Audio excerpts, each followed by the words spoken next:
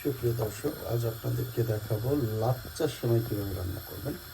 তো আমরা প্রথমে জাস্ট 1 লিটার পরিমাণ দুধে আজকে লাচ্চা সেমাই রান্না করব। তো লাচ্চা সেমাইয়ের জন্য লাগবে সবচেয়ে প্রধান হলো দুধ, হ্যাঁ, মিল্ক যেটা লাগবে।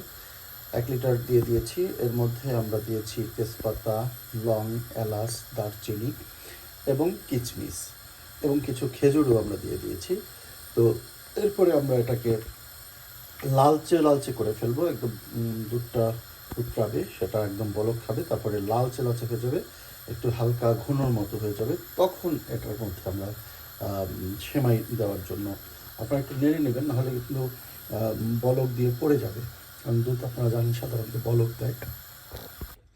আমাদের দুধটা কিন্তু বলক দিয়েছে এবং এখন আমরা কিন্তু লাচ্চা সেমাইটা ঢেলে দেবো। লাচ্চা সেমাইটা আমরা পুরো অর্ধেকটা নিয়েছি, 1 প্যাকেটের অর্ধেকটা পরিমাণ দিব।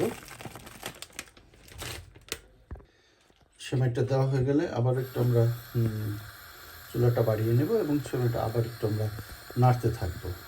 কেমন, আমরা আবার সেমাইটা একটু নাড়তে থাকবো, তারপরে হয়ে যাবে আমাদের লাচ্চা সেমাই। এভাবেই আপনারা প্রস্তুত করতে পারেন। আমরা একটু তরল রাখতে চাচ্ছি, আবার কেউ কেউ ঘনও রাখতে পারেন, সেটা ডিপেন্ড করবে আপনাদের রুচির উপরে। তো এভাবে আপনারা কিন্তু লাচ্চা সেমাই, দেখুন কি সুন্দর কালার হয়েছে, এভাবে কিন্তু আপনারা লাচ্চা সেমাই করে নিজেরা রান্না করে খেতে পারেন। সবাইকে অনেক শুভেচ্ছা, সবাই ভালো থাকবেন, আমাদের সাথে থাকুন। সুন্দর সুন্দর রান্না, যারা রান্না জানেন না তাদের জন্য এই রেসিপিগুলো আমরা করি সাধারণত। বিশেষ করে ব্রোট আছেন যারা একাকী থাকেন, যারা রান্না জানেন না, তারা নতুনদের জন্য এগুলো আপনারা করে এভাবে খেতে পারেন। ধন্যবাদ সবাইকে।